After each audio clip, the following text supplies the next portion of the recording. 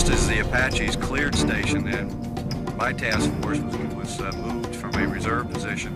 We came up from the south, crossed into this area, and then we attacked to clean up this area from south to north through both the major roads. The road to the east carrying much of the combat service support vehicles, a lot of wheels, some tracks, and this road to clean up, destroy any remaining operational vehicles.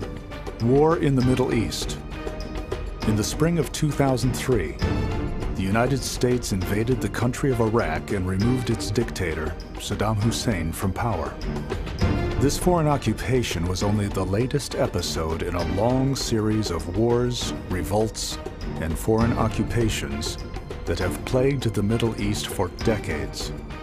As for the war in Iraq, it has happened before.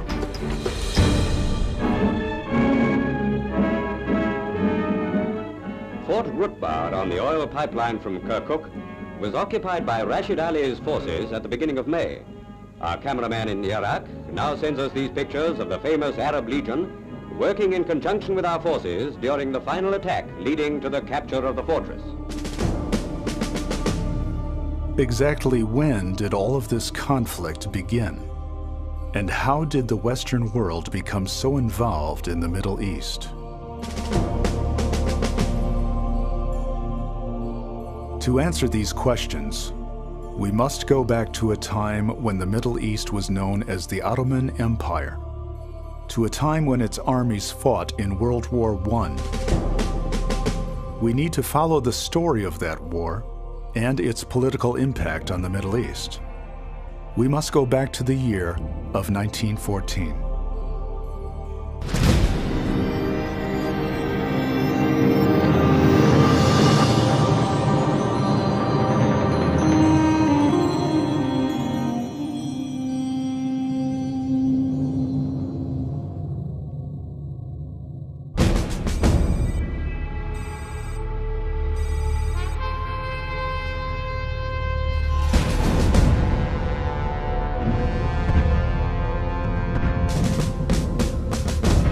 With surprise naval attacks against Odessa, Sevastopol, Yalta, and other Russian cities, the Ottoman Empire, spanning from the southeastern tip of Europe, across modern-day Turkey, to the Arabian Desert and the Caucasus Mountains, plunges into the cataclysm of a world war that is already claiming thousands of lives on the battlefields of France. Three men are in control of the Ottoman government in Istanbul. Enver Pasha, the Minister of War, Talat Pasha, the Minister of Interior, and Jamal Pasha, Minister of the Navy. These three leaders rule as dictators over more than 20 million people. About half of them are Turks. The other half is made up of Arabs, Greeks, Armenians, and other minorities. Enver Pasha is determined to join Germany and the Austro-Hungarian Empire in their fight against France, Great Britain, and Russia. The German Emperor, Wilhelm II, has already sent a military mission to Istanbul, led by General Lehman von Sanders. At the time, there was no reason to suppose that the Ottoman Empire would be a part of it, or that the Middle East would be involved in it. It was a European affair, and not a Middle Eastern one. But as a sort of accident, the Ottoman Empire did come into the war. And though I say an accident, in a sense, it was not an accident, because it was the work of a very talented conspirator and plotter, Enver Pasha. Enver manipulates the government in Istanbul and slowly leads the Ottoman Empire into war. On October 25th, 1914, Enver issues his fateful orders that will send hundreds of thousands to their deaths. He orders the Turkish fleet into the Black Sea to start a war against Russia. The mission is accomplished all too well. After that fateful attack, the Ottoman Empire will not live to see another day of peace. In the east, on the Caucasus front, Russian troops advance into the fringes of Anatolia, Turkish heartland of the Ottoman Empire. To the south, British and Indian troops land near Basra in Mesopotamia, modern-day Iraq. They are sent to protect the precious oil fields that lie in neighboring Persia, now known as Iran. At the Dardanelles, British warships bombard the Gallipoli Peninsula, reminding the Turks that this small but strategically important stretch of land must be defended at all costs. Less than 2 weeks from the start of hostilities, Istanbul finds its empire attacked on 3 wide-ranging fronts. While General von Sanders focuses on the defense of Istanbul and the Dardanelles, Enver Pasha has a more grandiose plan. He will take command of the Ottoman Third Army and drive the Russians from eastern Anatolia and back over the Caucasus Mountains. The fact that the Third Army is unprepared to fight a campaign in harsh winter weather doesn't seem to bother Enver in the least. The Ottoman Empire was unprepared to wage war in 1914. They had been badly defeated in the Balkan Wars of 1912-1913. Their army had been shattered. They had no money. Their reserves of equipment were gone. They'd lost about 250,000 men already. So in 1914, when all of Europe was wildly enthusiastic about going to war, marching in bands and flags, the Ottomans were not. 3 days before Christmas, the Ottoman Third Army, nearly 120,000 men, launches an attack against the Russians. The soldiers have no heavy clothing, they have no tents. Yet they must endure bitter cold that reaches to 30 degrees below zero. As the soldiers move through treacherous mountain pathways, some units simply lose their way in the blinding snow. On December 25th, at a place called Sarıkamış, the Turkish force tries to encircle the Russians. But it doesn't happen that way. Instead, the Russians counterattack and surround the Turks. 1/3 of Enver's forces are eliminated virtually overnight. By January 7th, the Ottomans are in full retreat toward the west. The next day, Enver Pasha gathers his troops to congratulate them on their performance in battle. All told, more than 50,000 Turkish troops are killed, wounded, or taken prisoner by the Russians. Many of them do not die from enemy fire. They fall unconscious from the cold and freeze to death. The disaster at Sarıkamış means that eastern Anatolia is now vulnerable to invasion. But the Russians too are exhausted and halt their advance in February 1915. They will soon be on the march again. With the fighting hopelessly bogged down in France, London is determined to open a new front in the Middle East. Winston Churchill, First Lord of the Admiralty, proposes a combined land and sea attack against the Dardanelles Straits and the Gallipoli Peninsula. Once in control of the straits, the Royal Navy can steam into the Bosphorus, a narrow strip of ocean separating Europe from Asia, and bring Istanbul under its powerful guns. At that point, Churchill speculates that the Ottoman government will sue for peace.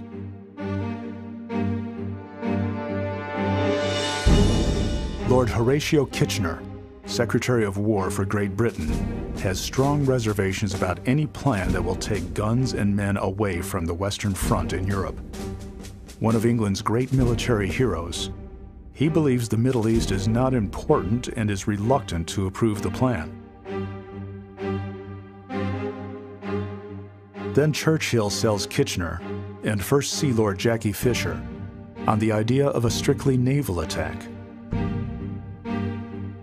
Admiral Sackville Carden takes command of the invasion fleet, and it leaves for the Dardanelles in March 1915. Lord Fisher still has his doubts when a German wireless message is intercepted by British intelligence. It reveals that the Turkish forts guarding either side of the Dardanelles are running low on shells for their massive guns. Suddenly, Fisher becomes very enthusiastic about the operation and its chances for success. By March 15th, the Anglo-French fleet is crossing the Mediterranean, and its admiral is suffering a nervous breakdown brought on by the strain of commanding a fleet of 16 old warships that London expects to run a very dangerous gauntlet. Admiral Carden is in no shape to lead his fleet into battle. He turns his command over to Vice Admiral John de Robeck the day before the attack. On March 18th, at about 10:30 in the morning, British and French battleships trade salvos with the Turkish fortresses while a line of minesweepers moves into the straits. De Robeck is well aware that explosive mines have been laid across the passage. They must be removed before the warships can proceed. As the fleet turns starboard to let the minesweepers pass, it runs smack into a string of undetected mines. The French battleship Bouvet is hit and sinks within 2 minutes. As it rolls over into the sea, the captain locks himself inside the conning tower. Nearly the entire crew is lost. 2 British battleships, the Ocean and Irresistible, also go down. 3 other battleships, the British Inflexible and the French Gaulois and Suffren, also fall victim to the mines and suffer severe damage. In a matter of minutes, 6 Allied warships are the victims of Turkish mines. Suddenly, the scarcity of Turkish artillery shells doesn't really matter anymore. At this point, Admiral de Robeck must make a critical decision that will determine the future of the entire war. He can press forward toward Istanbul and risk losing even more of his fleet, or he can withdraw from the straits and come back to fight another day. Little does he realize that the Turks are so short of mines that they've used the ones captured from the Russians in the Black Sea. Reflecting on the scene before him, with hundreds of dead and warships burning in the water, he is reported to say, "I suppose I am done for." The Admiral confers with the landing force commander, General Ian Hamilton. They decide that the Navy should wait until British troops can land and secure at least one side of the straits. They transmit their opinion to London, and the Admiralty agrees. Churchill is appalled by the decision to withdraw. Winston Churchill, with his gift as a warrior, understood that you've got to take losses, and you've got to be ready to take losses to win great rewards. But despite Churchill's passionate desire to keep on going, the admiral in charge decided to turn around. It was heartbreaking for Churchill. The Turks had just run out of ammunition. The leaders of the Ottoman Empire were packing their things to flee. Everyone was ready to surrender. And the British admiral turned around. He argues violently against the retreat, with Istanbul only 1 hour away. He rallies Kitchener and Prime Minister Herbert Asquith to his cause, then shoots off a strong cable to Admiral de Robeck, ordering him to renew the attack immediately. But the telegram goes nowhere. First Sea Lord Jackie Fisher refuses to send it. Churchill storms away, anguished in his belief that the war in the Middle East could have been won on that day. In early January 1915, the Ottoman army begins an advance across the treacherous Sinai Desert to strike the most important possession of the British Empire in the Middle East, the Great Suez Canal. The lifeline that connects England to its far-off territories and spheres of influence in Iran, Afghanistan, and India. If the Turks can shut down the canal, they will cripple the British war effort in the Middle East. Jamal Pasha, the Minister of the Navy, takes command of the Ottoman Fourth Army in Palestine, and his advance across the Sinai begins. About 15,000 men have to cross more than 100 miles of searing desert. They have to bring artillery, rafts, and pontoon boats, water and food for the troops and draft animals. What he hoped to do, because obviously he can't take Egypt, which was defended reasonably well by the British, with an army of that size, but he hoped that he would start some sort of jihad once he got across the canal, and that would destroy the British position in Egypt. but he never really gets across the canal, and his army was defeated, and it ruined his reputation. After 2 weeks of hard marching, Jamal Pasha's army arrives near the canal. The British are still unaware of its presence. On the night of February 2nd, Turkish troops advance to the water's edge and launch their boats into the canal. A small British observation post reacts to the commotion and opens fire. The Turks, untrained for a water crossing, jump out of their boats or drop them at the shore. While about 60 men actually make it to the other side of the canal, they are soon killed, wounded, or captured. When morning arrives, so do British reinforcements. The Turks continue to attack, trying to hold a bridgehead at the canal, but they are soon driven away. The grand plan to capture the vital British waterway has collapsed. The Turks have no option but to withdraw, back across 120 miles of desert, with nothing to show for their efforts except for about 2,000 casualties. In the following months, the British send so many troops to defend the Suez Canal that the Turks dare not attack it again. Lord Kitchener, reluctant to send troops to the Middle East, finally agrees to support Churchill's plan for an invasion by land to capture Istanbul. On April 22, 1915, a British army made up mostly of Australian and New Zealand troops, along with some French forces, crams into Royal Navy ships for the journey to Gallipoli, a narrow peninsula of land on the western side of the Dardanelles Straits. For 3 days and 3 nights, 4 men lived where one would have been cramped in that iron-cased, floating stinkhole, eating badly cooked food and drinking warm water. By the night of the 3rd day, as we neared Gallipoli, we were in the mood for anything. We'd fight anybody for anything, we didn't care what. General Ian Hamilton, commanding the Mediterranean Expeditionary Force, intends to land his troops and drive up the Gallipoli Peninsula to attack and capture Istanbul. In London, the government anticipates news of a great victory in a few days. On April 25, 1915, nearly 80,000 British troops come ashore at Anzac Cove and Cape Helles, while French troops land at Kum Kale on the eastern side of the Dardanelles. Despite all their preparations, the Turkish forces, numbering about 60,000, are taken by surprise. General von Sanders cannot be certain exactly where the enemy will land. Now the battle becomes a critical game of time. How long will it take for the British to gain the high ground that overlooks the beaches? How long will it take for Turkish reinforcements to arrive at those heights and drive the enemy back? The Australian-New Zealand troops, called Anzacs, actually land 1 mile north of their intended beach. Instead of the gently sloping plain they expected, they face steep slopes. Beyond lies a rugged landscape of hills and ravines that divide the shoreline into small, unconnected beaches. The Anzacs rush forward, reaching the heights of the Sari Bear Ridge. On that same ridge stands Colonel Mustafa Kemal and Turkish troops from his 19th Division. Although he has received no orders from headquarters, he knows that something decisive must be done immediately. The Turks are retreating.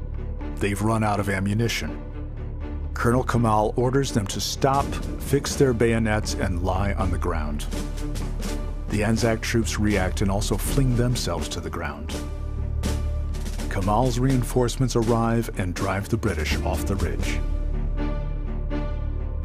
At Cape Helles Beach, the British land in broad daylight and are cut down by devastating fire from the enemy. 2 battalions emerge from the transport ship River Clyde. Many soldiers are killed before they reach the shore. An Allied pilot flying overhead reports that the water is red with blood for 50 yards from the shoreline. As darkness falls at Gallipoli, not a single Allied objective set for that day has been reached. The critical high ground overlooking the beach is still in Turkish hands. The Anzacs hold on to their strips of beach for 3 weeks. Then the Turks counterattack in a desperate attempt to drive their foe back into the sea. But they fail, and so the battle goes on, capturing a hill or a ridge at great sacrifice, only to be driven out again. On August 6th, the British stage a second landing at Suvla Bay, just north of Anzac Cove, in an attempt to outflank the Turkish positions. Although the landing comes off very quickly with little resistance, the troops fail to seize the high ground along the ridgelines. A few days later, the Turks counterattack at Suvla Bay. Led by the British nemesis, Colonel Mustafa Kemal. He leads one of the attacks himself, and the British cannot hold on. They are driven back to within a half mile of the sea. Once again, the Turks have taken the high ground. The Allies have failed to advance against an enemy who is supposed to be inferior to Western armies. The Turkish soldier is excellent fighting material, well looked after, sufficiently nourished, properly trained and calmly led. These men will accomplish the highest aims. Bravery itself does not win wars. And the Turks, the Ottoman soldiers, were certainly no braver than, say, the English or the French. So how is it that they actually won battles? And the answer is that they had a very, very proficient army that was trained to a high level of proficiency, although the Allies never really caught on to this. It was an army that was modeled on the German army, and although they weren't nearly anywhere near as good as the Germans, simply modeling their army on a successful army carried them a long way. As summer turns into fall, the bloody stalemate goes on at Gallipoli. The depressing monotony is broken by sporadic attacks, but nothing changes much. The Turks still hold all the key terrain. The British are still pinned with their backs to the sea. Disease becomes the great killer in the trenches. Dysentery, cholera, and typhus. There was not much sudden death, but there was slow death everywhere. The body was slowly dying from the inside. We talked to each other, we laughed occasionally, but always the thought of death in our minds. The men contracted dysentery and fever every day. The bullets did not take a big toll. It was the death of germs. In October, London wants General Hamilton's opinion on the feasibility of evacuating all his troops. He replies that half his men will die trying to leave the beaches. A few days later, Hamilton is replaced by General Charles Monro.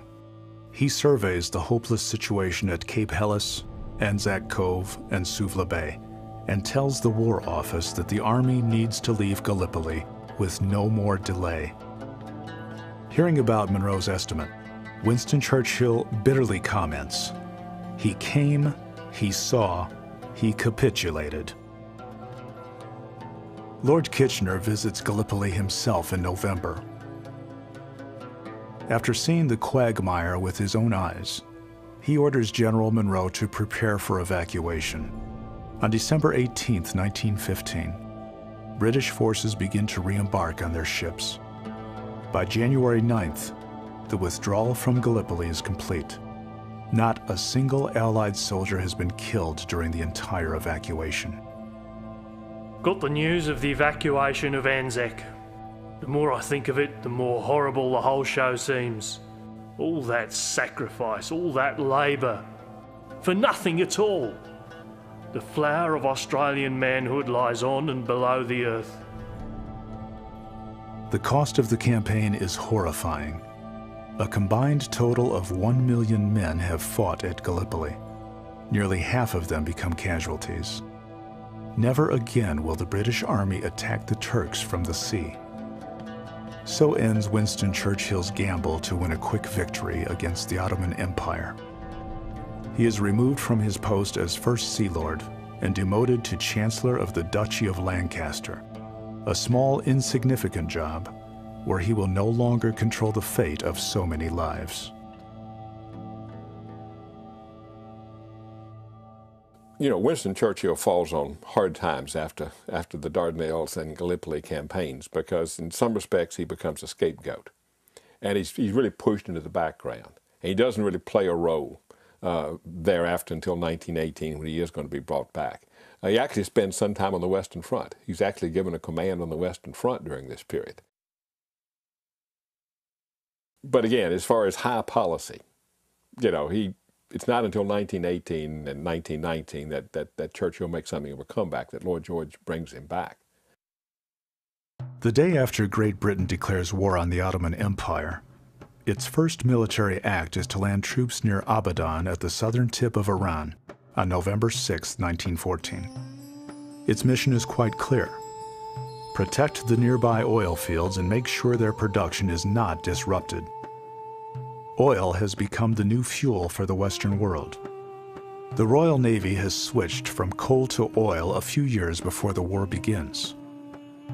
Great Britain and France have invested a lot of money and manpower to develop the oil fields in southern Iran. Consequently, the military minds in London believe that an advance into Iraq, right next door to Iran, will be the best way to make sure that oil continues to flow out of the Middle East and into Allied warships, trucks, and aircraft.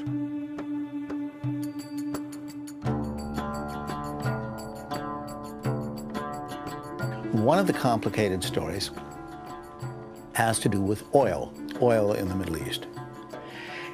In 1911, the British Navy had shifted from coal to oil. And Winston Churchill, who was head of the Navy then, did have a real understanding that oil was going to be of great importance. Other leaders were slow to figure that one out, so that oil during much of the war was not the factor that it was to become later. The operational conditions in southern Iraq, the Fertile Crescent region between the Tigris and Euphrates rivers, seems less than promising. The area is known for its seasonal flooding, malaria, and swamp fever. High temperatures are unbearable, sometimes reaching above 150 degrees.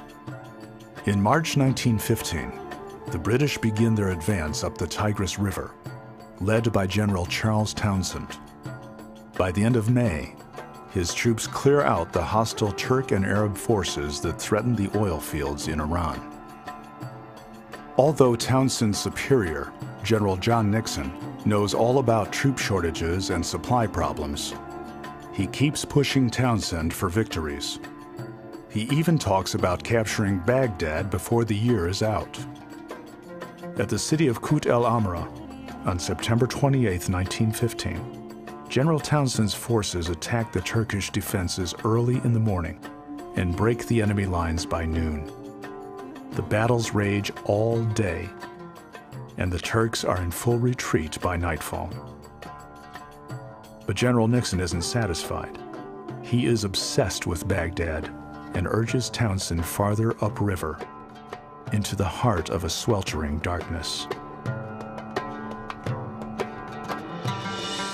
By mid-November, British forces, about 11,000 men, stand at the ruins of an ancient city known as Ctesiphon, with its famous arch rising above the featureless landscape.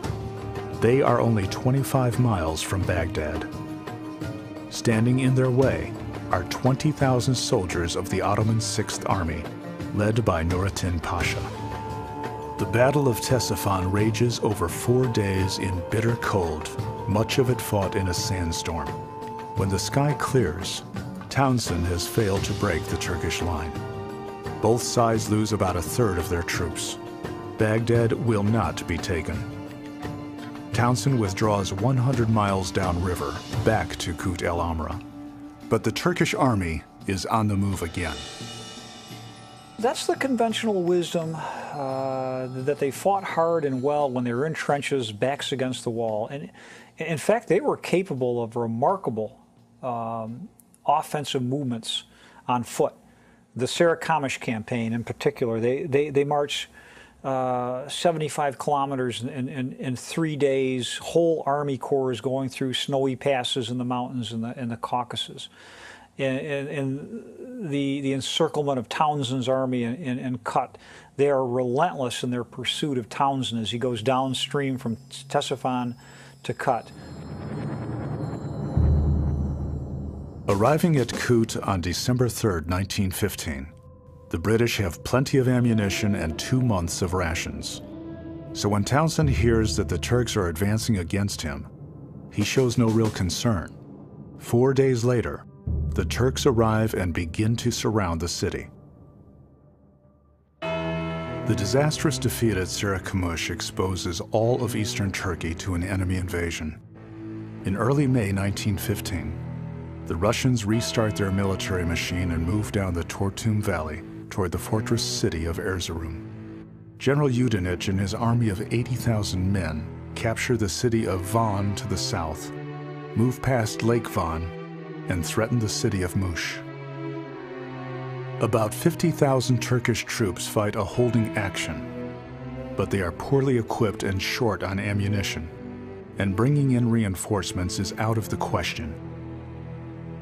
The Turkish railroad system is simply too inadequate. So it's easy to talk about moving troops from Gallipoli or Thrace down to Mesopotamia.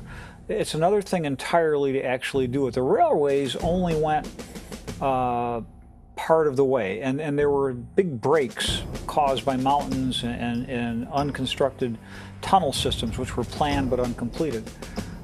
It would take something like 6 to 8 weeks to move troops from Gallipoli down to Mesopotamia under the best of circumstances. Battles continue throughout the summer in a seesaw campaign where towns change hands from week to week. The Turks have lost nearly 60,000 men and the Russians haven't fared much better. Then in September, Grand Duke Nicholas, the uncle of Tsar Nicholas II, takes command of the Caucasus Front. From his headquarters in the city of Kars, Nicholas and his staff spend the rest of the year planning their next offensive. By January 1916, they are ready to move. With nearly twice as many troops, they launch a surprise attack against the Turks and drive them back toward the west. The Russians break through along the entire eastern front. The Ottoman Third Army is routed and retreats to the fortress at Erzurum. In mid-February, the ancient fortress falls to the Russian invaders. The capture of Erzurum is too painful to make public. Even the Sultan himself does not learn of the defeat for several months. Another Russian force lands from the Black Sea and takes the city of Riza in March and then Trabzon in April. Battles rage between the Russians and Turks throughout the spring and summer. By the end of August, Nicholas has defeated 2 armies and occupied a massive amount of enemy land. He is in full control now, and his exhausted troops can finally rest. The Ottoman Second and Third Armies have suffered mortal blows. They have lost 100,000 men, supplies are nearly gone, and any male from 16 to 50 is being drafted to fill the dwindling ranks. By the end of 1916, Turkish soldiers on the Eastern Front are dying by the hundreds of disease, starvation, or exposure to the harsh winter. Great losses are caused by lack of subsistence and lack of warm clothing. Many Turkish soldiers are dressed in thin summer garments, have no overcoats, and no boots. The feet are mostly wrapped in rags from which the toes protrude. All men are badly undernourished. The land itself is dead and cold. The few factories stand silent and empty. The supply system fails. Food, clothing, and equipment are scarce. Turkish soldiers aren't the only ones suffering. A massive amount of refugees are also dying. Hundreds of thousands also fall victim to starvation, exposure, and disease. An additional threat comes from marauding bandits, deserters, rebel groups, and hostile soldiers. Massacres are common throughout the land. By the end of the war in Turkey, more than 1 million civilians will be dead. In late December 1915, General Townsend and about 13,000 men are surrounded at Kut el Amra. The enemy has somehow amassed a superior force without the benefit of railroads. They showed up in places that they shouldn't. The Allies were always mystified why the Turks beat them to certain hills and objectives in certain battles. It was a highly mobile army. Our impression of the Turks is that they were only good sitting in a trench. Well, the fact is that they were tremendously mobile. They were capable of marches over great distances, hard marching, tough soldiers who were very, very mobile and agile. They could shift from the defensive to the offensive in a matter of hours. Then, from Istanbul, German Field Marshal Komar von der Goltz arrives to supervise operations against the British. He decides to use an ancient tactic of warfare against the enemy. He will starve them into submission. From January to April, British forces under General F.J. Aylmer try to break the Turkish siege with several attacks. All of them fail. General Townsend's men are on half rations and they're running out of bullets. A final effort is made to get food and supplies to Townsend's starving troops. Under a moonlit night, a paddle steamer makes its way up the Tigris with food and provisions. Its rudder catches on a cable stretched across the river by the Turks, 8 miles from Kut. The crew is killed or captured. The supplies go to the enemy. On April 27th, the British troops at Kut begin to destroy their guns. 2 days later, 13,000 British and Indian soldiers surrender to the enemy. During the ill-fated campaign to capture Baghdad, General Townsend has lost 10,000 men. General Aylmer loses another 23,000 soldiers trying to break the siege. The British are mortified by news of the surrender. With Townsend and his men captured, London sees little reason to continue the campaign in Iraq. The Turks move their troops southward and prepare strong defenses on the Tigris and Euphrates rivers. They know the British will try for Baghdad again. After the British failure at Gallipoli, another plan is developed to attack the Ottoman Empire from Egypt, advance from the Suez Canal, across the Sinai Desert, and move up the coast of Palestine. General Archibald Murray, commander of the Egyptian Expeditionary Force, begins a deliberate and well-supplied advance across the desert. Thousands of soldiers and Egyptian laborers are set to work building a foot-wide pipeline for water and building a railroad for supplies and reinforcements. The British have erected a complete system of defense to the east of the canal and are awaiting us there with a force many times superior to our small expeditionary force. The British, with an impregnable defense, now take the initiative in a great strategic maneuver designed for total victory. General Murray finally decides to advance across the Sinai and attack the enemy in Palestine. The Desert War has begun. For the soldiers, desert warfare offers a test of endurance that has no equivalent on the Western Front. It is hard to keep marching in the right direction over a featureless landscape. The country is built for defense, and the enemy makes great use of their advantage. The British soldiers march with heavy packs under a burning sun and walk over soft, heavy sand that literally takes the boots right off their feet. Most of these British soldiers have this thirst that they can never get over.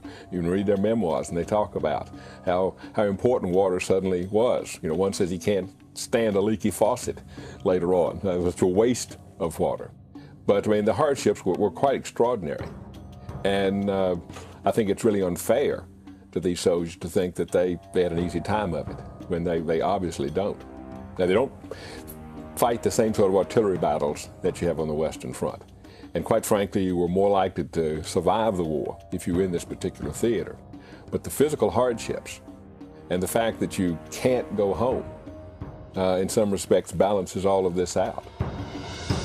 It takes 6 long months for the expeditionary force to move across the Sinai.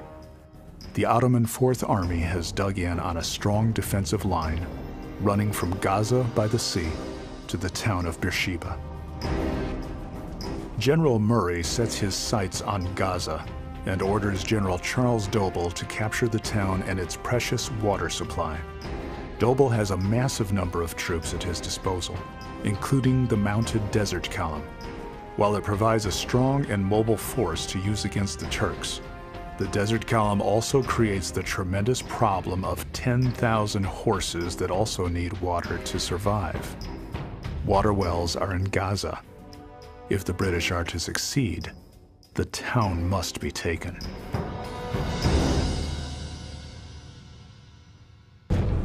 In December 1916, British Prime Minister Herbert Asquith is voted out of office. The defeat at Gallipoli and the bloody struggle on the Western Front has taken its toll on public morale, and they elect David Lloyd George to lead the country out of the war. George has a strong distaste for all things Turkish. He makes the destruction of the Ottoman Empire a key objective in the war. In Iraq, the tragedy of General Townshend's surrender brands a harsh lesson upon the British War Office. This time, General Percy Lake, who has replaced General Nixon, prepares another advance up the Tigris River. He has 166,000 soldiers for the mission, 2/3 of them Indian. Lake is depending on General Stanley Maude to capture Baghdad. Although London is anxious for a victory, Maude has the foresight to go forward only when his army is fully prepared. Maude's army moves up the Tigris River early in 1917. On February 22nd, they fall upon the Turks at Kut el Amra. By the end of the day, the Turkish commanders fear encirclement. They withdraw their army upriver for the final defense of Baghdad. Maude pursues the retreating Turks and attacks them again on March 4th. As the British drive the Turks upriver once again, they take many prisoners. The enemy moves north of Baghdad, leaving the city defenseless. March 11th, 1917. General Maude's army enters Baghdad unopposed. The conquering British receive high praise for their conduct from the local citizens. One Ottoman historian will write, "Though this was the 30th time that Baghdad had fallen to a conqueror, never before had the event passed off so quietly." You know, Maude wants to take Baghdad, and he is able to take Baghdad. And in some respects, it was a morale-lifting victory for the British. But he clearly can't go beyond Baghdad. Now it's now a problem of holding on to Baghdad. But by this time, the British have already made a deal with the French to control the oil from Basra to Baghdad. They had done this as early as 1916, before this city was conquered. With summer on the way, carrying all of its bugs and diseases, and with supply lines stretched thin, Maude decides to keep his men dug in around Baghdad. They will roast in the unbearable heat, but at least they won't be fighting. In the spring of 1917, on the Palestine front, General Murray sends his massive army forward to capture the city of Gaza and its badly needed water wells. The Ottoman Fourth Army has established a strong defensive position on a line from Gaza to the town of Beersheba, protected on its left flank by the Judean hills. On March 26th, the British advance and fight hard to gain much ground, losing many troops along the way. Shrapnel had merged in a writhing white cloud over the advancing men. They plodded out of a haze of earth and smoke only to disappear into another barrage. Every yard must have seemed death to them.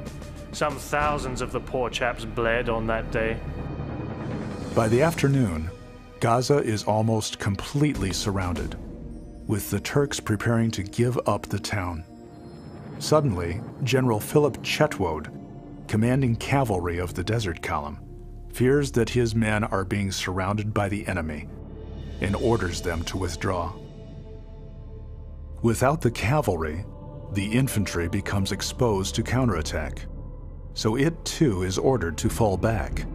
The soldiers are bewildered. In the words of one division history, they considered they had captured Gaza and that they had been dragged, like a dog on a leash, from their prize. On April 17, 1917, General Murray strikes at Gaza for a second time. A single British infantry division advances across a 2-mile front. The fighting goes on for 3 days, but one division isn't enough, and thousands of soldiers die trying to break the Turkish line. On making their final charge, the Turks stood up and received them with hand grenades, fleeing then to another line of trenches. Our poor chaps occupied the trench for a time, and then the Turks attacked with fixed bayonets, killing or capturing nearly every man. The only reason the Turks do not counterattack is because they are low on ammunition. In June, Murray is dismissed and replaced by General Edmund Allenby, fresh from the Western Front. Allenby is a large man with a bad temper. Behind his back, he is known as Bull Allenby. But he is also a professional in the trade of warfare and makes it clear to London that he will not move against the Gaza-Beersheba line until he gets plenty of reinforcements. General Allenby, in many respects, is sort of a bundle of contradictions, because he could be very severe at times. There's his famous incident when he dresses down a soldier for not wearing a helmet, only to discover that he's talking to a corpse. But he does this in France. And he's really this hard-driving commander with a reputation that was somewhat diminished. But when he comes to the Palestine front, he's going to get a brand new start. And he turns out to be a first-rate commander because he's everywhere. In fact, his own men had a signal, the bloody bulls loose, when he was making his inspection tours. But he has this really close contact with his men. Throughout the entire summer of 1917, soldiers endure the heat and other nasty features of the Desert War. Though I keep picking off lice, there are plenty more. I just can't get rid of them, and I'm itching all over. My body is covered with red and purple blotches.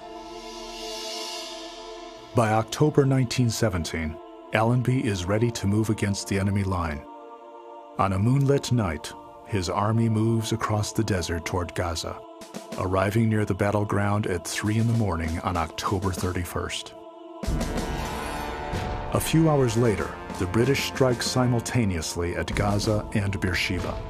Allenby's plan is simple: attack Gaza and hold the enemy's attention, then send in a larger force to attack Beersheba on the Turkish left flank, take the city, then concentrate everything against Gaza. The battles rage the entire day, but the main event at Beersheba is the famous cavalry charge of the 4th Australian Light Horse Regiment, depicted in the 1987 film, The Light Horseman. The long lines of cavalry swept forward at racing speed, half obscured in clouds of reddish dust. Over the Turks they went, leaping the 2 lines of deep trenches, and flung themselves into the trenches with the bayonet. The Turkish line is broken and the enemy retreats to the north. The loss of Beersheba in a single day stuns the Turkish army. The next day, Allenby's troops hit the Turks hard at Gaza. Incredibly, most of the enemy still holds, and the Turks even make some counterattacks. But they cannot hold out against far superior forces. After holding solid for 9 months, the great Turkish line of defense has been destroyed. The third battle for Gaza is the beginning of the end for the Ottoman Empire. The Turkish armies are in retreat and General Allenby is in hot pursuit. He wants to destroy as much of the enemy as he can while he has the upper hand. He knows there is plenty of fight left in the Turks. They may be retreating, but they are not giving up. Instead of continuing his drive to the north, Allenby turns to the east, toward the holy city of Jerusalem. The symbolic history of that ancient city, sacred to Christians, Muslims, and Jews, is more important at the moment than another great victory against the Turks. Lloyd George has already told Allenby to take Jerusalem before Christmas. The religious significance is not lost on Christians among the British troops. Ford's Tin Lizzies ploughed through the sandhills and raced along the coast tracks where Pharaoh's war chariots had travelled. A derelict tank lay in no man's land, within rifle shot of where Samson's primitive weapon of the jawbone of an ass had proved more deadly. Well, in some respects it was a crusade. But Allenby is really sensitive about this because he doesn't want it to be called a crusade. A lot of his soldiers were Muslim. I mean, his labor force, for example. He also had Indian troops. And so he doesn't want this sort of Christian versus Muslim conflict. And he just doesn't want it called that at all. But you couldn't help but be aware, if you were a British soldier, that you were going into Bethlehem or that you were getting closer to Jerusalem. And so even though Allenby doesn't want it really talked about as a crusade, some of the rank and file did think that way. And I think it was some motivation for some of these British soldiers. On a night of rain and bitter cold, British forces attacked the holy city of Jerusalem on December 7th, 1917. The enemy offers strong resistance at first, but they are only 15,000 men against overwhelming enemy numbers. They begin to withdraw from the city. 4 centuries of Ottoman rule have come to an end. On December 11th, General Allenby enters Jerusalem on foot out of respect for the city. He is the 34th conqueror of Jerusalem in its long, volatile past. After a campaign that has lasted 40 days and 40 nights, with the loss of 18,000 men, the British soldiers have delivered a Christmas present to their nation. In the city, Allenby delivers a proclamation to the crowd and dignitaries gathered.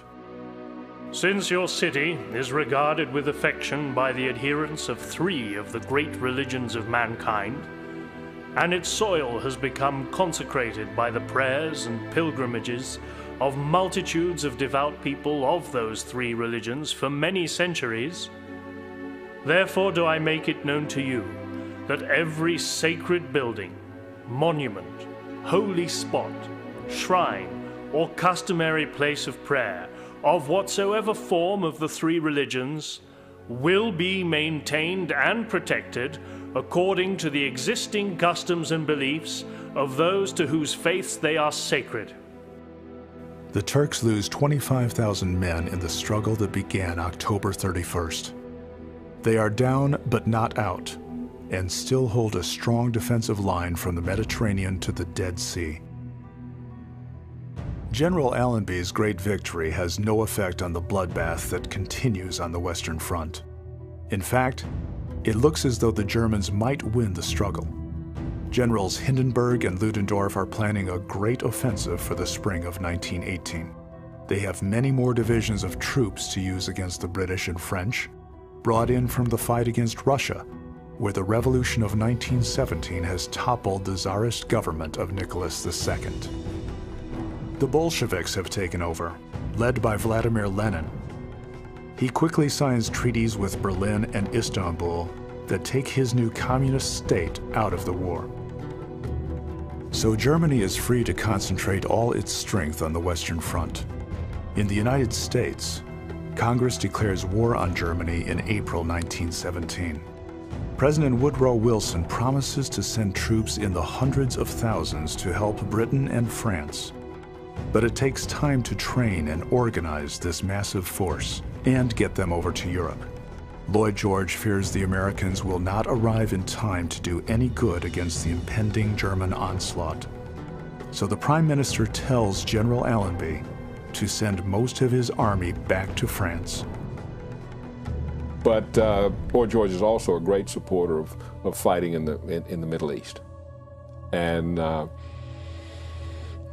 he quarrels a lot with his generals about the allocation of resources to these theaters. And he is determined by late 1917, 1918 that this is going to be the British theater.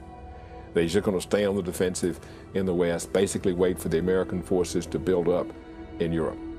And he hoped even to substitute American soldiers for British soldiers, which he was going to send to the Middle East.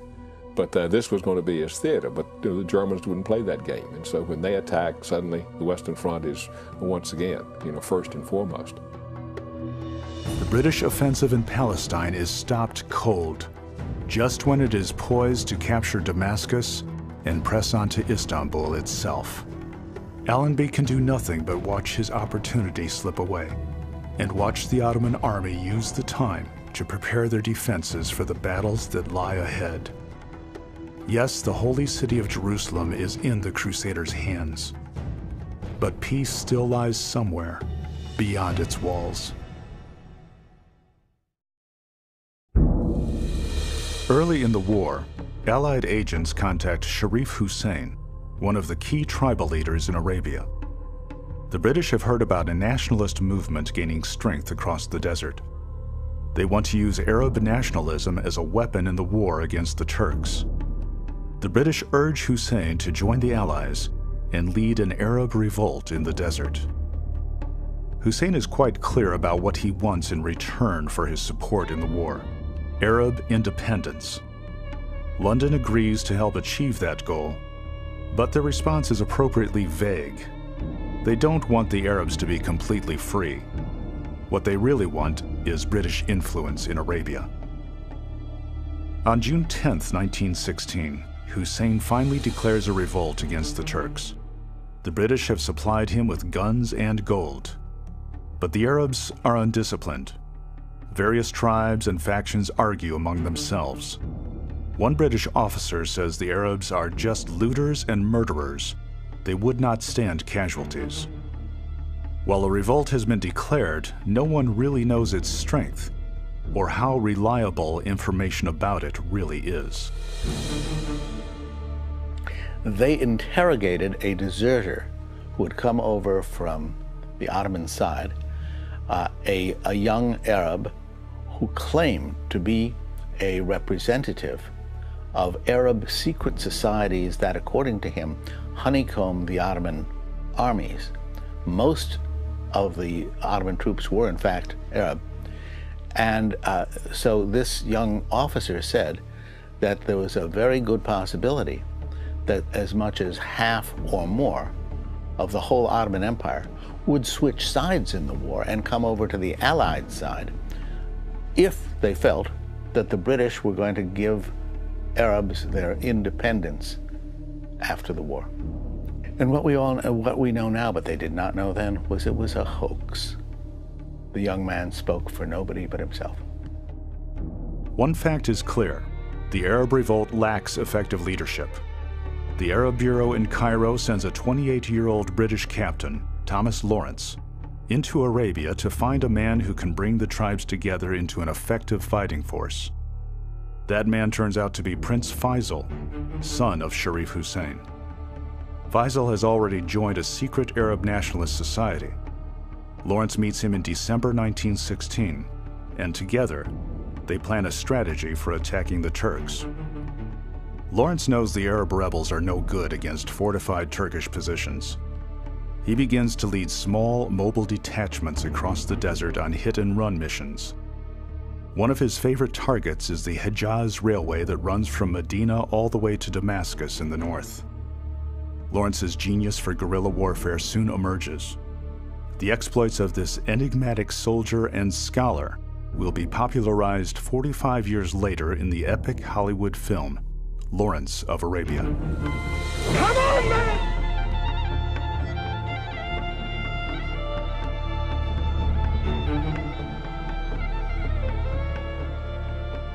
On July 6, 1917, Lawrence and his Arabs achieve a victory that the British generals in Cairo consider to be impossible.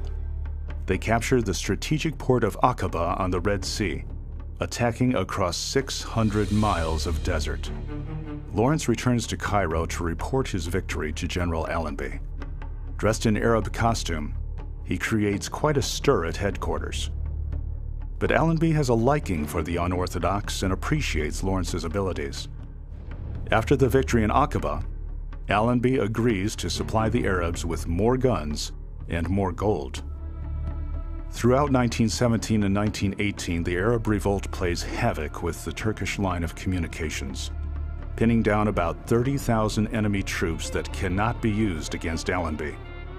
But they stay clear of the fortress at Medina. The idea of assaulting Medina was not in accord with our best strategy. We wanted the enemy to stay in Medina, and in every other harmless place in the largest numbers, so long as he gave us the other 999 thousandths of the Arab world. During the first 3 weeks of May 1918, Arab rebels blow up the Hejaz Railway 25 times. Prince Faisal soon becomes London's favorite Arab leader. By September 1918, General Allenby is ready for his final push toward Damascus. Lawrence and his men destroy 4 miles of Turkish railroad tracks in support of Allenby's advance. The enemy is clearly demoralized and falling apart. The Arab revolt gains more energy as other Arab tribes join Faisal's army. Some of them fight for independence, but most of them fight for the spoils of war. As the official British history notes, they saw their old enemy reeling to destruction. They saw a vision of freedom, and nearer at hand, a vision of loot. At the start of 1918, the British offensive grounds to a halt after the capture of Jerusalem. The Turks have time to gather reinforcements and strengthen their defensive lines. From Germany, an elite fighting unit called the Yildirim, or Lightning Group, has arrived, led by General Erich von Falkenhayn. The fresh German troops joined the attack with machine guns, artillery, and a complement of brand new fighter planes.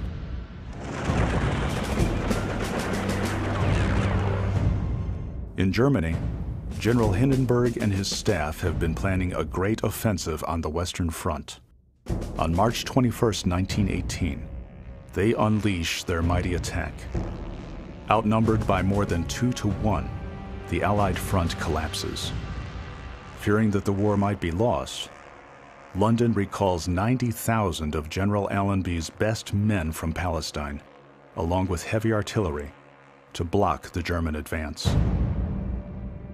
Here I have raided the Hejaz Railway, 40 miles east of Jordan, and have done much damage, but my little show dwindles now into a very insufficient affair in comparison with events in Europe. When Allenby's men arrive in France, they are quickly reminded by their comrades in arms that the real war is in France, not in a far-off desert. Allenby isn't the only general losing troops in Palestine. Enver Pasha has decided to begin a grand offensive in the Caucasus, where the Russian army has disintegrated. He steals some of the best troops from Palestine and doesn't even bother to consult with General von Sanders. Without giving me a hearing, orders are issued for the withdrawal of my most valuable troops, without which the front cannot be held, and the withdrawal of the remaining German formations, without which the war cannot be continued by Turkey. Sanders isn't alone in questioning the wisdom of Enver's new campaign. General Kemal also argues that Turkish troops should stay on the Palestine front.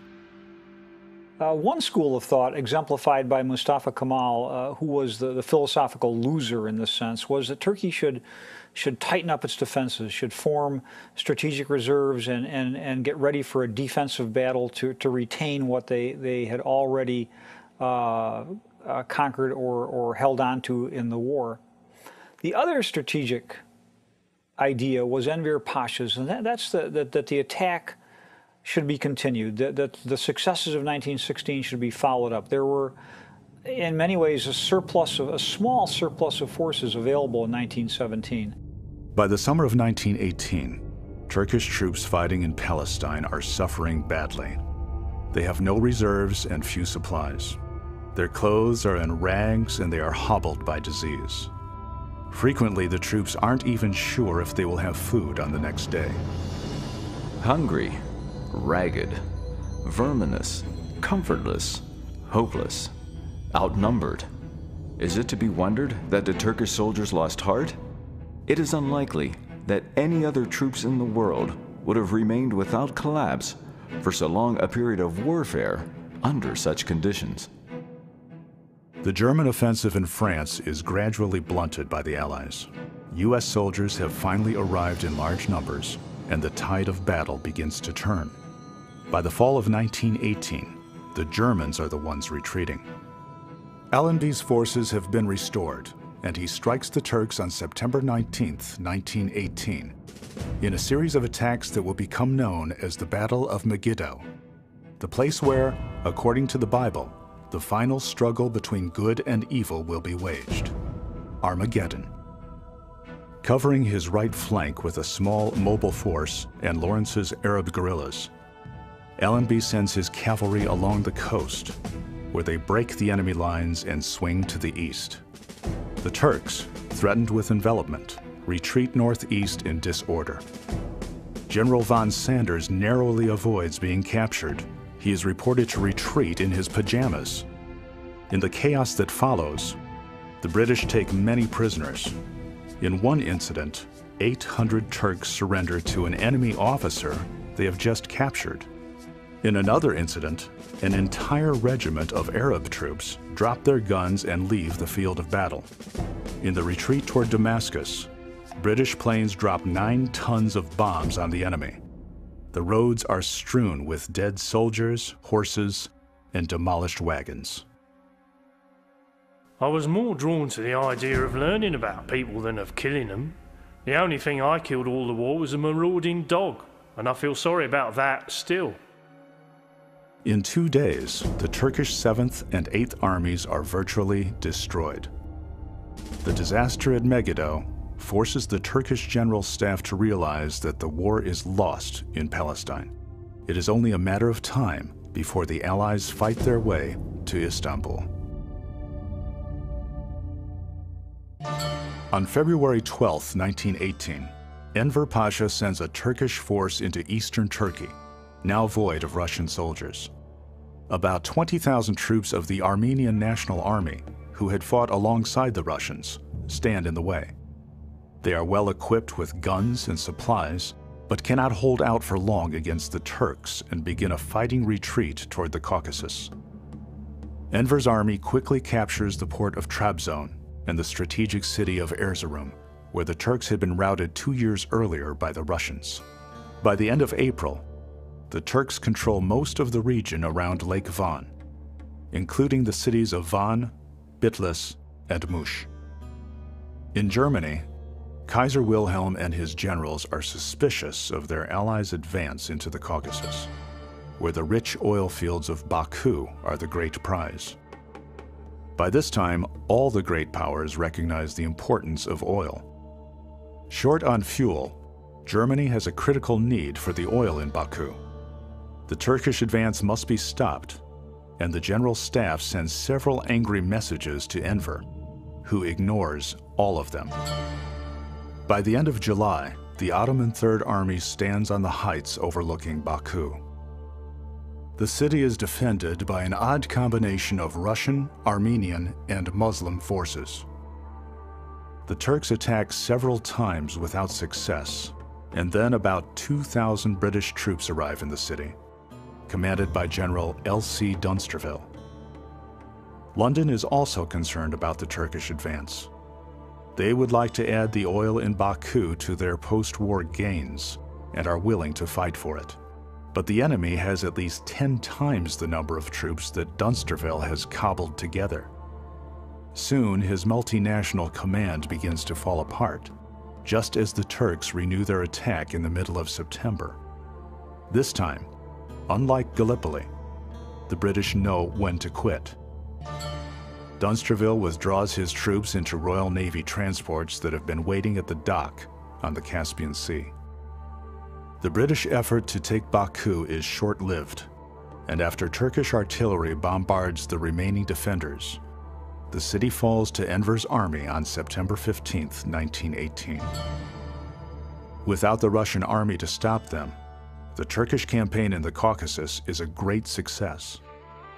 Encouraged by his string of victories, Enver goes on with his plans to unite all the Muslim people in Turkey, Iran, and Central Asia.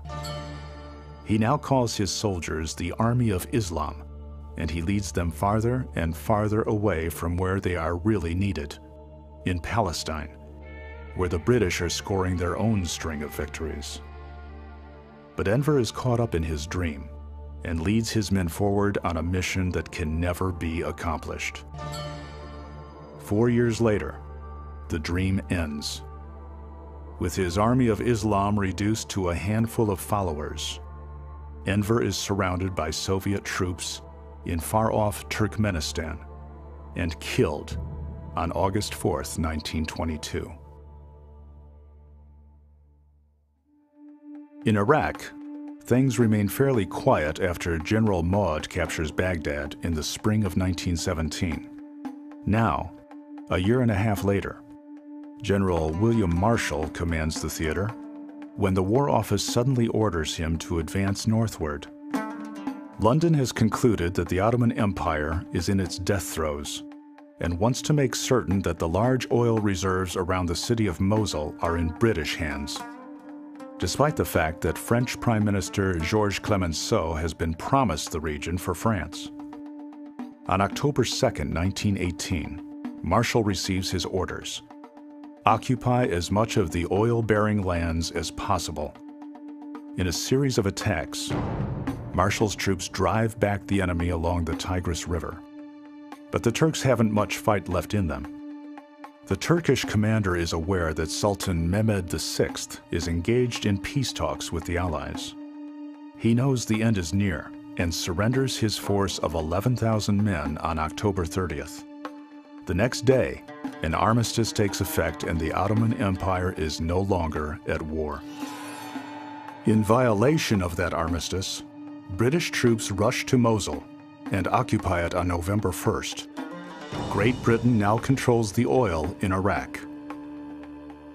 On the Palestine front, Allenby's army and Prince Faisal's men drive into Syria, and Damascus falls on October 1st, 1918. Moving farther north, the British take the city of Aleppo, and the Great Campaign is over, 500 miles from where it started in September. Throughout the fight, the humble heroes of British victory have been the thousands of camels used to carry supplies, and the camel drivers.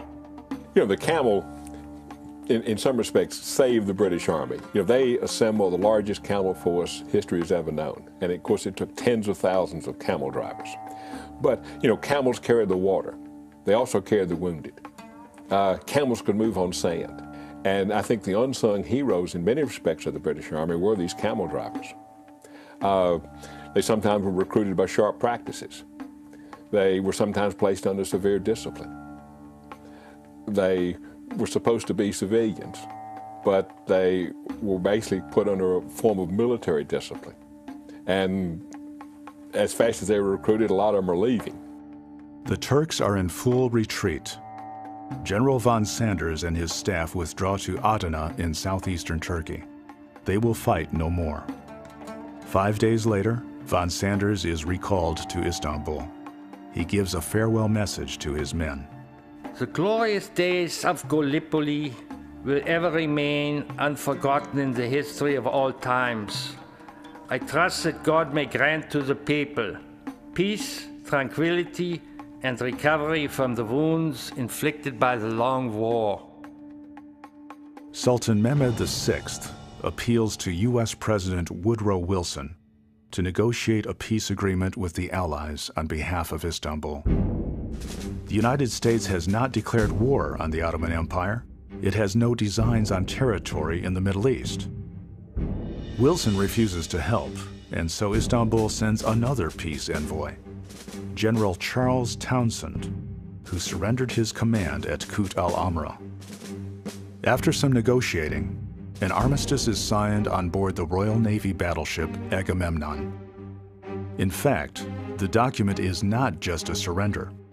It gives the Allies permission to occupy any piece of enemy territory they wish.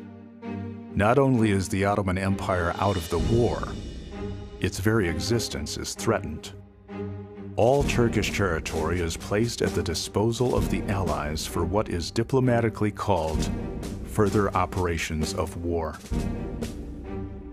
Soon after the armistice, Minister of the Interior Talat Pasha, along with Enver and Jamal, make their escape from Istanbul. Power passes to Mehmed VI, who has only been Sultan for 5 months. He wants to keep his new throne and knows he must satisfy the Allies. In France, the German military machine on the Western Front collapses. The German military leaders, who have come so close to victory, now agree to an armistice that begins on November 11, 1918.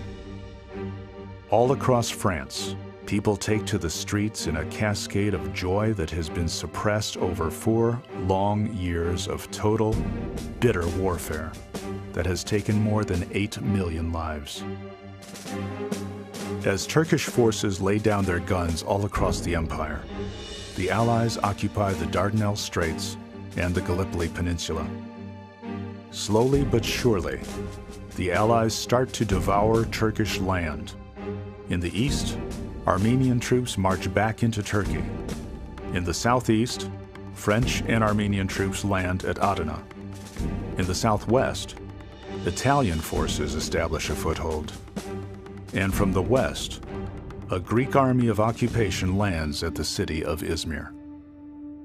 Most of the Turkish army, nearly 3 million strong, no longer exists. 1 out of every 3 soldiers has been killed or wounded. Hundreds of thousands are prisoners of war or have simply deserted. More than 1 million citizens in the Ottoman Empire have also died. Thousands more are starving or dying of disease. About half the empire's land is now in enemy hands. Unproductive land, and the economy is in ruins. And yet, the Turkish army is not completely destroyed.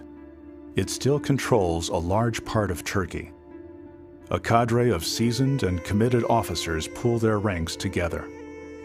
The Western powers are eager to bring even more land under their control. But some Turkish generals think differently, and one of them is about to change the entire future of his country. General Mustafa Kemal, who played a key role in the defense of Gallipoli, has been held back in his career by the jealousy of Enver Pasha. Enver Pasha was a charismatic young man who wanted to make the Ottoman Empire great. He was aggressive and reckless. Mustafa Kemal, on the other hand, was I think smarter, also a political animal, but was more cautious, was more deliberate in his thinking. Mustafa Kemal, when he arrived at a conclusion, was then ruthless and relentless in his execution. He was a fierce fighter. He was the best commander, certainly in the Ottoman army, and certainly, as Churchill pointed out, one of the best commanders of the whole entire war. Now, in the spring of 1919, Kemal finally gets his chance. Outside of Istanbul, the social fabric all across Turkey has broken down. It is a lawless land with no central authority. The Sultan is controlled by the Allies, but the Allies no longer have enough troops to maintain security in the Middle East. When civil violence breaks out around the city of Samsun on the Black Sea coast, Kemal is sent there to restore order. He is given broad powers as an inspector general for the army. He arrives in Samsun on May 19, 1919, with a clear mission: galvanize the Turkish nationalist movement into a political reality, and raise a new army to drive foreign invaders out of the land. He meets with a small group of like-minded colleagues, and together they draft a Declaration of Independence. Kemal travels from city to city throughout 1919, recruiting support from local leaders, army officers, and the Turkish people. Even the Muslim religious leaders lend their support in the fight to create a new Turkish republic. Entire units of troops regroup and seize the weapons they surrendered only recently. Nationalist leaders converge at the city of Sivas to discuss the future of their country. More leaders meet at the fortress city of Erzurum, where Kemal argues that the Sultan's government is nothing more than a pawn of the Allies. Istanbul no longer represents the best interests of the Turkish nation. The Allies know little about 38-year-old Mustafa Kemal, who suddenly emerges at the head of an all-out revolt against European authority. When Lloyd George makes inquiries about Kemal, neither the Foreign Office nor the Intelligence Service can say much about him. They can't even say whether Kemal is acting for or against the Sultan's government. By the end of 1919, Turkish nationalists, known as Kemalists, come to power in a series of local elections. They converge in Ankara, a city in north-central Turkey. Far from Istanbul, British battleships, and invading armies, it is a good location for a new government, which is proclaimed in April 1920. Kemal and his supporters commit themselves to creating an independent Turkish state, free of Western occupation. A few months later, the Sultan's government signs the Treaty of Sèvres with the Allies. Under its terms, large parts of Turkey will be handed over to France, Italy, Greece, and Armenia. Istanbul and the Dardanelles will fall under international control, with a military presence. Arabia, Iraq, Egypt, and Palestine will belong to London, and Paris will control Syria and Lebanon. The treaty is a public version of a secret agreement made between Britain and France back in 1916. At that time, British diplomat Mark Sykes and French diplomat François Picot redrew the map of the Middle East to accommodate Western greed for land and oil. The Sykes-Picot Agreement was an arrangement between Britain and France, arrived at about midway through the war, as to how the Middle East would be divided in terms of their own interests when the war was over. This was an agreement that it was essential to hold. Sykes felt, and because he had been told that by his friends in the Arab Bureau in Cairo, that it was of greatest importance that the British should know what they could give away to the supposed Arab leader, Sharif Hussein. Before they knew what they could give him, they had to know what they were giving the French. In Ankara, the Kemalist government immediately rejects the Treaty of Sèvres. But the Allies aren't worried. They hold all the cards, or so they believe. Prince Faisal and his Arab army make their victorious entrance into Damascus on October 3, 1918. In return for supporting the Allies, Faisal expects to rule over an independent Arab republic stretching from the Persian Gulf to the Mediterranean, including Palestine, Syria, and Lebanon. General Allenby meets with Faisal and Colonel Lawrence, breaking the news that under previous arrangements, France is to rule in Syria and Lebanon, while Britain will take charge in Palestine, where a Jewish homeland will be guaranteed. Predictably, Faisal objects strongly, but to no avail. He is vastly outnumbered. At the Paris Peace Conference, the victorious Allies dictate peace terms to Germany and Austro-Hungary. The Treaty of Versailles is signed on June 28, 1919. During the peace conference, Lloyd George argues that Great Britain should play a dominant role in the Middle East. He reminds the delegates that more than 1 million British soldiers are stationed there, and that 250,000 have died or been wounded there. French losses in the Middle East are far less, and the United States hasn't even fought there. One maxim of military doctrine has never changed. To control an occupied country, a government needs to have enough troops to do the job. 1 million British soldiers can get the job done in the Middle East and maintain order among the civilian populations. But those troops are about to disappear. Many have not been home since 1914, and their attitude is verging on mutiny. General Allenby understands the danger of disgruntled soldiers in foreign lands, and in the spring of 1919, convinces the War Office to bring the boys back home.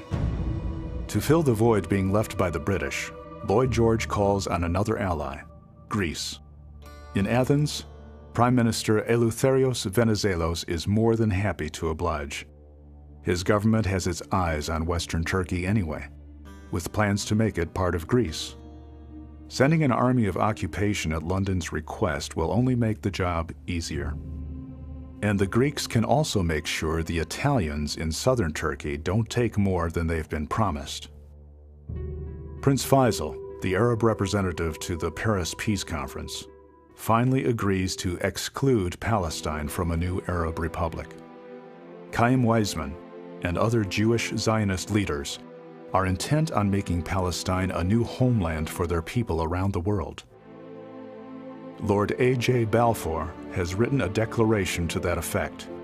It reads in part, His Majesty's government view with favor the establishment in Palestine of a national home for the Jewish people, and will use their best endeavors to facilitate the achievement of this object.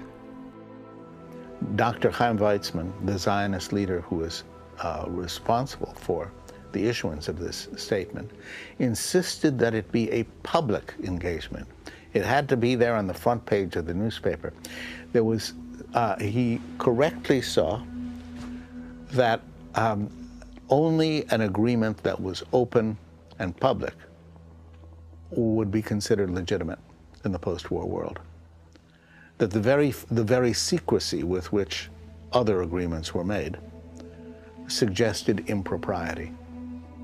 And that was a very astute observation of Weizmann's, and it made an enormous difference in the Balfour Declaration. But Faisal and his Arabs still demand control over Syria and Lebanon. France, intent on dominating both areas, sees Faisal as nothing more than a British puppet, and Arab independence as nothing more than British manipulation. French Prime Minister Georges Clemenceau is frustrated by the political intrigue, and at one point in the negotiations, bursts into a rage and offers Lloyd George the choice of pistols or swords.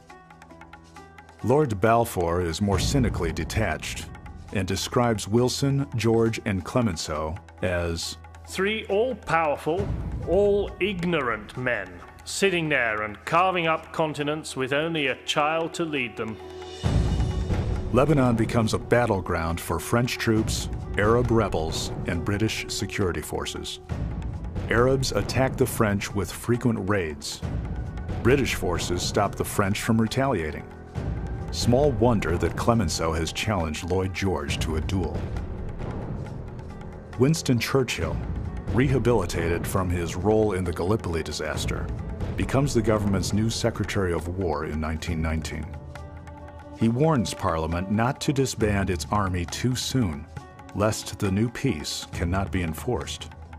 Yet by 1920, the British Army in the Middle East has shrunk to about 300,000 men. There was a British army of about 1 million men in the Middle East. And there was no other organized armed force in the whole of Asia. So Britain was in a position to impose her will, to make any settlement she wanted. But Winston Churchill warned, that situation was, in its nature, a temporary one. That it was very important for Britain to impose her terms before disbanding her armies. Because if she disbanded her armies first, she couldn't get her terms. This advice was unheeded. And Britain did indeed go ahead and dissolve her armies. And the result was that within months after the armistice was signed, you had got one by one disorders and uprisings in every single country of the Middle East. London and Paris are the only two governments left to settle matters in the Middle East. Italy has dropped out in disgust, and the United States has opted for isolationism. But Lloyd George is undeterred by such realities. He is determined to redraw the map in the Middle East and to add nearly 1 million square miles to the British Empire. In Ankara, General Kemal monitors the land-grabbing frenzy and bides his time. The new Turkish government and its army are about to make a reply. In 1918, after Russian troops have withdrawn, a new Armenian Republic is established in the Caucasus, with its capital in Yerevan. The Armenian government believes that its people have a historical claim to a large region in eastern Turkey. After the Ottoman Empire surrenders to the Allies, Yerevan sends its troops to occupy the area. But the Turkish nationalists also see the region as part of their traditional homeland. In the fall of 1919, Turkish troops commanded by General Kazım Karabakir advance against the Armenians and, in a series of battles, steadily push them back toward the Caucasus. As the fighting continues for another year, the Western powers change their minds about helping Armenia and withdraw their support. In December 1920, the Armenian government signs a treaty with the Turkish nationalists. The following spring, Ankara signs another treaty with Vladimir Lenin in Moscow, and the eastern borders of Turkey are secured. As for the Armenian Republic, its independence is short-lived. Soviet troops and political commissars take control in Yerevan, and Armenia becomes part of the Soviet Union. It will not achieve independence again until 1991. While they drive Armenians out of the east, Kemalist forces also attack French and Armenian troops that occupy an area in southeastern Turkey known as Cilicia. From February to April of 1920, Turkish forces score several victories. The new French Prime Minister, Alexander Miron, is under pressure to demobilize the French army while still holding on to Syria. He orders his commanders to find a way out and start negotiating with Kemal. Lloyd George, on the other hand, rejects conciliation and sends British troops to occupy Istanbul.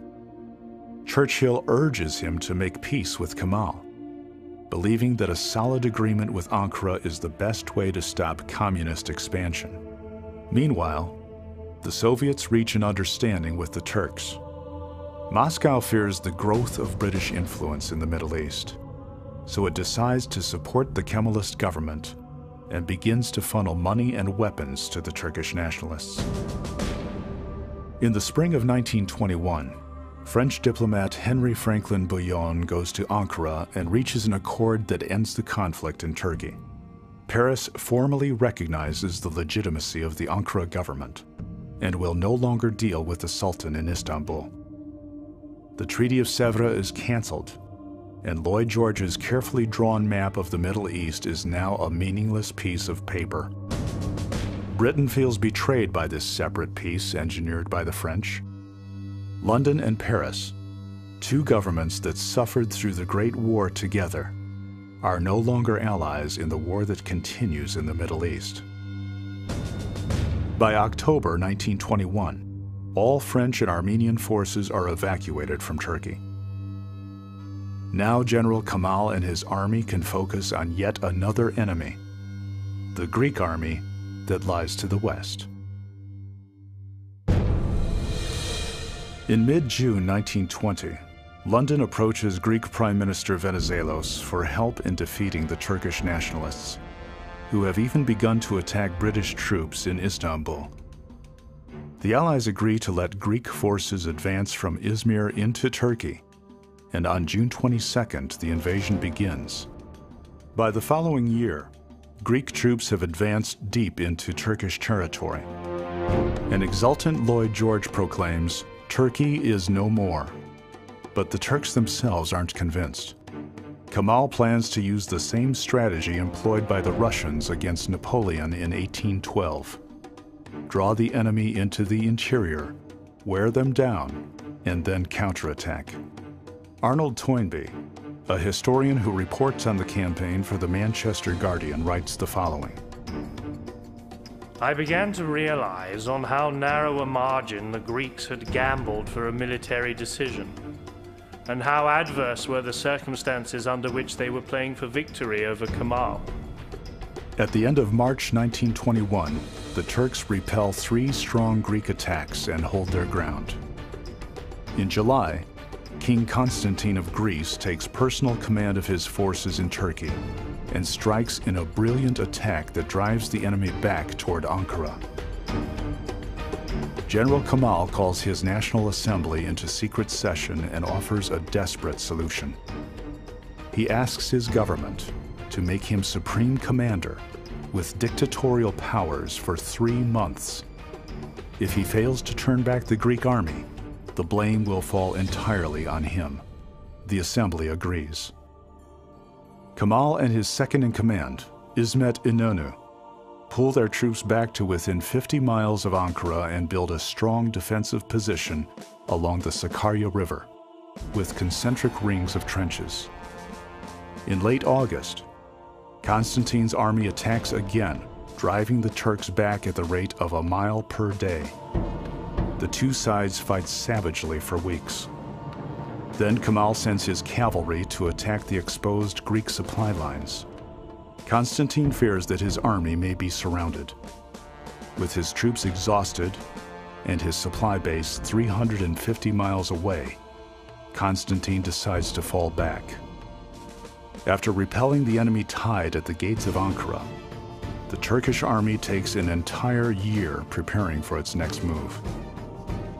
The Turkish people have been busy making bullets and hand grenades, putting machine guns together, making uniforms and boots, giving up food and other supplies for the army of Kemal. Everyone is mobilized for total war against the Greeks. In late August 1922, Turkish forces begin their counterattack, moving toward Izmir along the railroad line and north toward the city of Bursa. After several days of brutal combat, the Greek army retreats. Athens appeals urgently to Lloyd George for military assistance, but the British Prime Minister can do nothing, replying that he is one of 3 people in London who support the Greek occupation. At Izmir, a fleet of ships hastily assembles to evacuate the defeated Greek army. It has lost 200,000 men since the invasion began. Masses of soldiers, as well as thousands of Greek civilians, are taken aboard a hodgepodge of ships from a variety of countries as the Turkish army continues to advance. In the midst of this chaos, a fire breaks out in the city and quickly spreads. About half of Izmir is destroyed as thousands die in the flames. General Kemal's army enters the ruins of a once beautiful city on September 11, 1922. But the Greek soldiers are gone.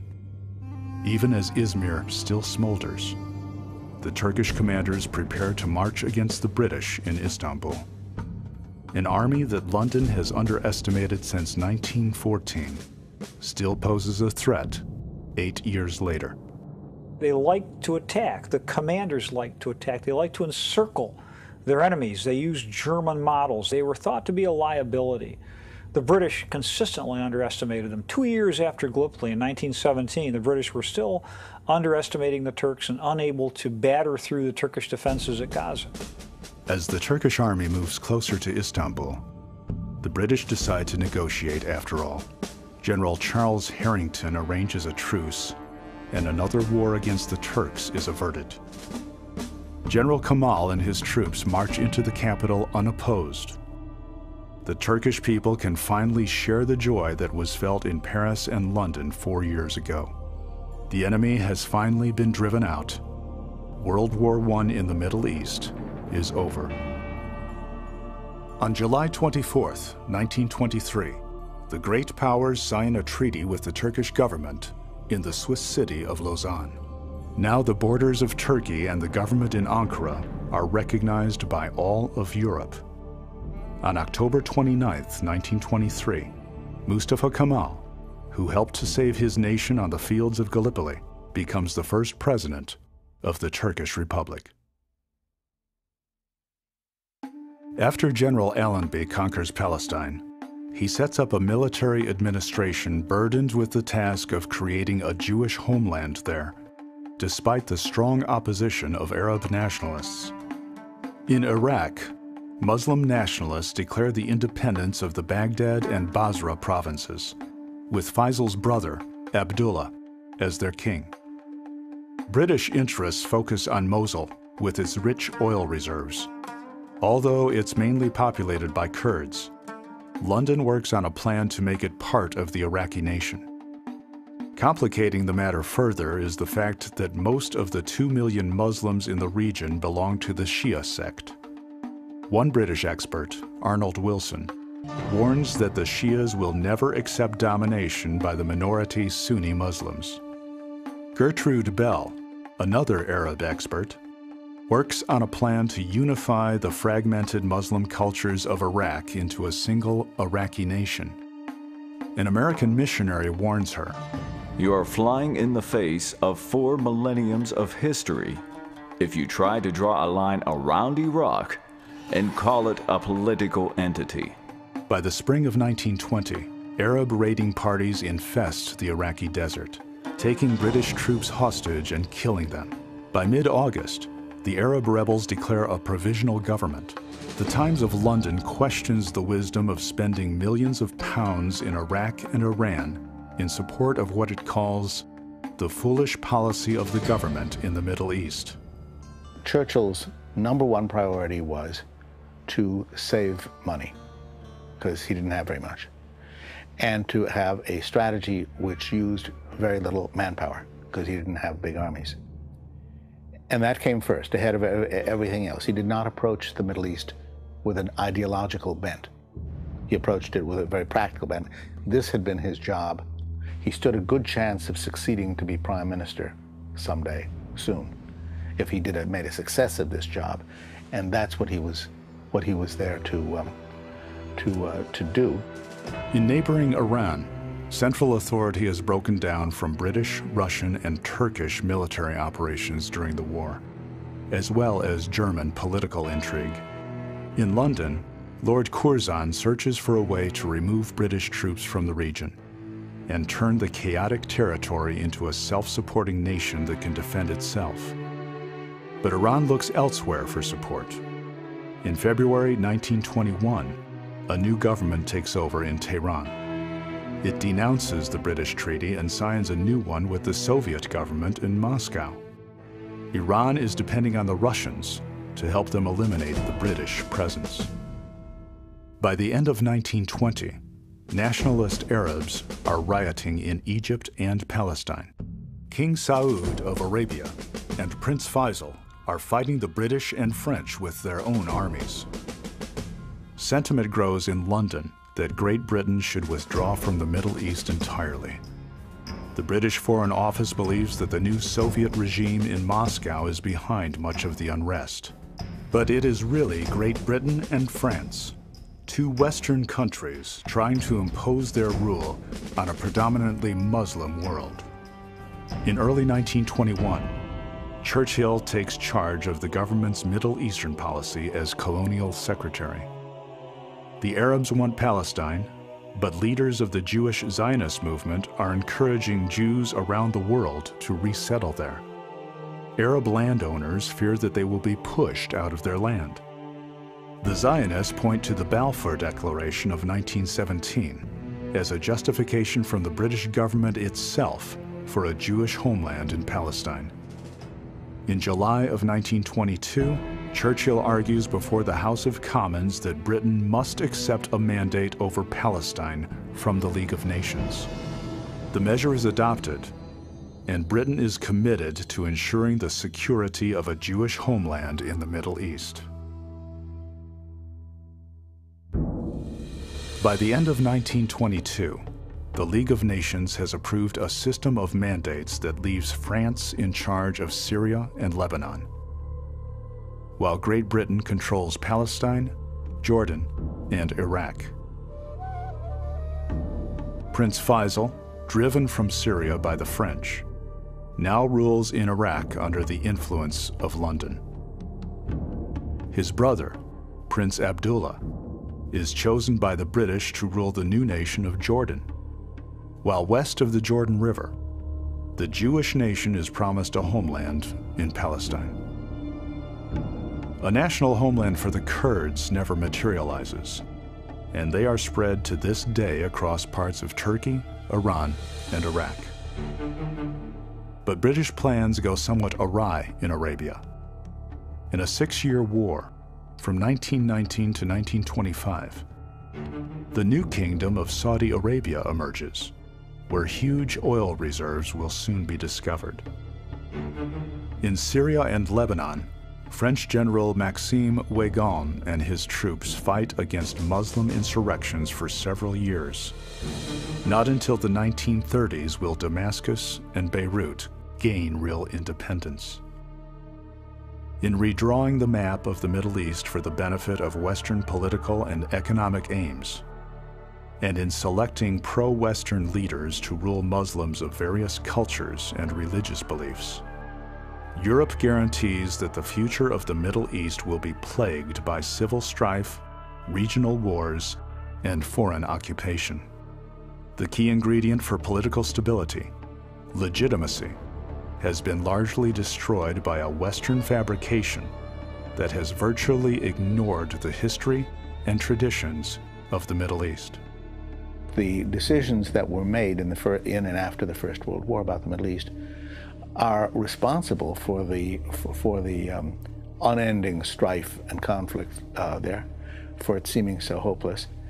On the other hand, for all we know, if some other settlement had been imposed instead of this one, it might have been worse. I mean, that's one of the things that historians are limited in. We know what happened. We don't know what would have happened if some other decision had been made. We can guess, but we can't know. By dividing the Arab world between them, and by guaranteeing a Jewish homeland in Palestine, Britain and France actually accelerate the rise of Arab nationalism and all too frequent conflicts in the Middle East. Even decisive wars create as many new problems as they solve old ones. Palestine faces decades of political and social strife as Jewish Zionism fights for a new homeland, and Arabs fight back.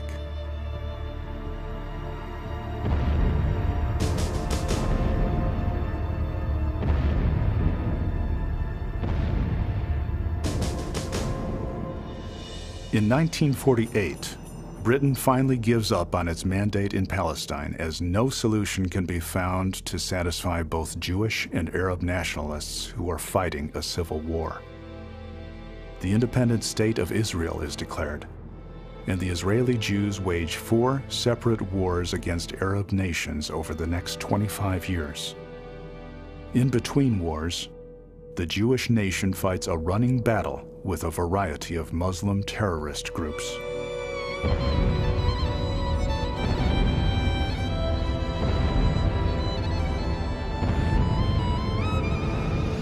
By the 1950s, Iraq and Iran nationalized their oil industries, and Egypt takes the Suez Canal from Great Britain. The Middle East becomes a major playing field for Cold War tensions between the Soviet Union and Western powers. Both sides compete for influence among the Arab governments. How is the battle between our country and the Soviet power complex. How is it going in the Middle East? Well, sir, I'm going to speak quite truthfully and plainly because I think the American people are entitled to the facts on this situation. I believe that we are rapidly losing the Cold War in the Near East, in the very heart of the Near East, namely the Arab states. Could you tell us very briefly, if we lost the Near East because of this increasing communist pressure, what would Russia gain and what would we lose? Well, everyone knows about the oil. The Near Eastern countries, the Arab countries, are producing over 2 million barrels a day of petroleum today. That is more than 25% of what we produce in this country. If we lost it, I suspect it would very shortly mean gasoline rationing and fuel rationing in this country.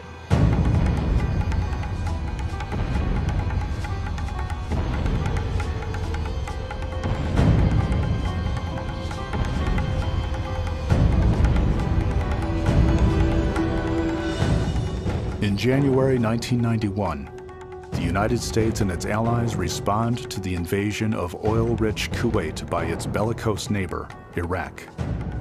In a matter of weeks, the coalition built against Iraqi leader Saddam Hussein attacks his army in Kuwait and drives it back toward Baghdad, just as the British had done in World War I.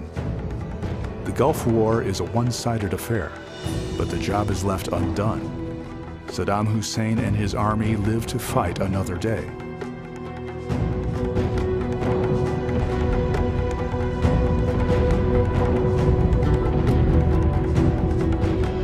Civil violence and foreign invasion still occur all too frequently in the Middle East.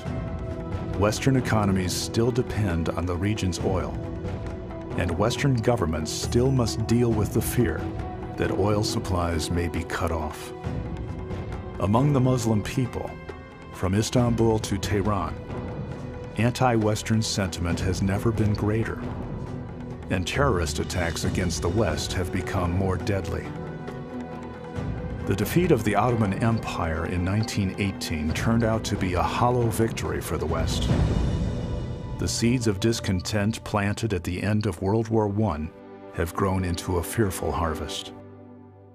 As the author David Fromkin has written, the treaty forced upon the Muslim world was indeed a peace to end all peace. And it is peace that remains elusive in the land of blood and oil.